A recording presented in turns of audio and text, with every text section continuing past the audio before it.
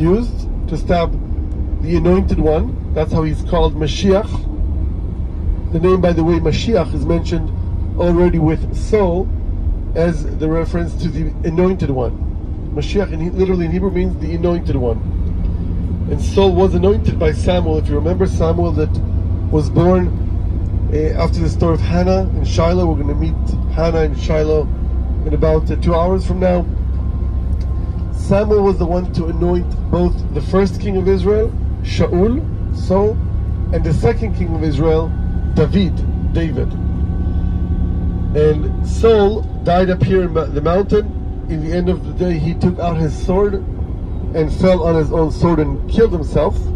And the Philistines came over, charged, took over, found the bodies, and hanged him over the walls of Beit Shan. Later on, the people of Yavesh Gilad came at night and stole the body from the wall in order to properly and respectfully bury the body. That is the story that took place here in this area on the ridge to the right.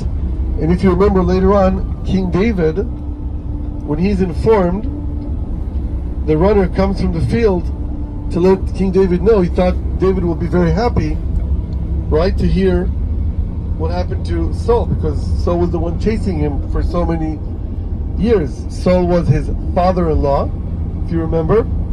The first encounter between David and Saul was in Samuel chapter 17. Of course, the most famous battle in the Bible between one of the descendants of the Nephilim, the last one probably, Goliath, from Gath, which was 6 cubits and a pinky, 10 feet tall. A giant, but a reasonable giant. Not that we have anyone 10 feet today, but it's not 30 feet. It's something that we can get our hands around. And for 40 days, he's cursing the people of Israel, the God of Israel. And no one is brave enough to confront him. At one point, this young, red-headed, 17-year-old shepherd from Bethlehem, the son of Jesse, comes down from the Bethlehem area. His father, Yishai, Jesse, brings him, sends some snacks for his brothers, some cheese, some food, and David encounters this for the first time. He's the youngest guy there, and he sees that scene of Goliath standing in the valley. This, of course, was not in this area, it was further south and west of Jerusalem, in the valley of Elah. And he sees Goliath cursing people of Israel, the God of Israel, and he's furious. And he says, "What's going on here?" And he says, "Yeah, it's been going on for 40 days. And David says, "And no one is confronting him?" And they say, "No one's brave enough to confront this warrior." And David says, "What is the prize of the one that is going to slay him?" And they tell him, the person, the King Shaul, the king that died on this mountain here, King Shaul promised to the person which will defeat Goliath to be free, and the prize will be to marry his daughter, Michal. What does David say? Done deal, I'm going to do it. They take him to the tent of King Shaul, and then Shaul, the king, looks at David and he's like, "Seriously? You're a young shepherd, this is a trained warrior, how in the world do you think that you're going to defeat him?" And David tells him a story. He says, "At one point when I was a shepherd, a lion came and took a lamb from the herd. Another point, a bear came. In both situations, I struck the lion, I scared him off, and I saved the lamb. God, who saved me from the lion and from the bear, He will save me from this uncircumcised Philistine giant." Saul doesn't have any other volunteers, has no other choice. He says, "May God be with you." And he brings him a sword, a shield, a helmet. David is not used to this heavy weight.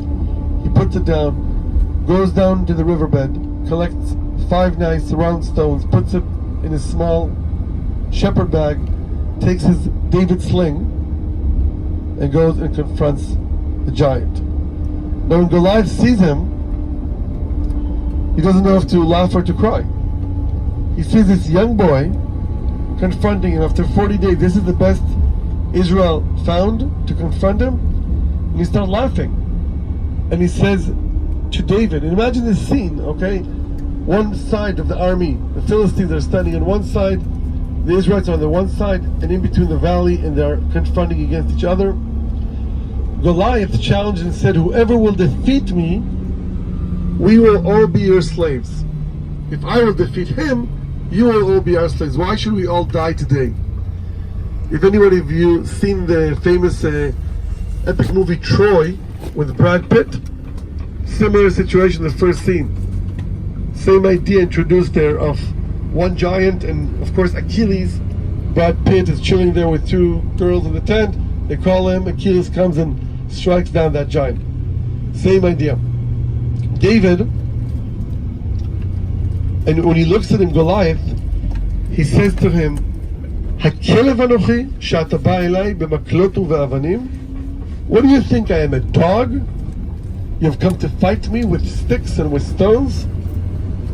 Bo ve'etnecha le'of hashamayim ve'lechayat haaretz. Come here, I'm going to feed your flesh to the birds. David hears this, he's not afraid. He looks at him and he says to him, Ata ba'elai becherev u'bechanit. You come to me with a spear and a sword. Ve'ani ba'elecha b'shem Elokei tzvaot ma'arachot Yisrael asher cherafta. In the name of the Hebrew God who you've cursed day after day. Today the entire world will know that God is the real God, and I will cut off your head. Now Goliath is really angry. He takes out his sword, trying to close the distance to David. David lifts up his slingshot, hits him straight in the forehead. Goliath falls down, just stings him, does not kill him. The Bible says that David did not have a sword. He came without a sword to battle. He ran, took Goliath's big heavy sword, and cuts off his head. So this was the story. After that, David got to marry Michal, and the relationship was very interesting between David and Shaul. He was his father-in-law, but also his biggest threat and challenge. And after Saul disobeyed God with the Amalekites, David was the next one in line, anointed by Samuel with holy oil from Shiloh. We just arrived to lunch. This is Beit Shean, the modern city of Beit Shean. Lunch is all set and prepared for us here. The lunch situation is similar to yesterday. This is one of the good restaurants in this area. It's a bunch of salads, unlimited salads on the table, and skewer. How do you call it? Skewer, like a meat? Skewer or different types of meat, and drinks and everything included. It costs either $27 or 100 shekels. And if you don't want to eat that and find something else, which I don't know, around you, just let them know beforehand.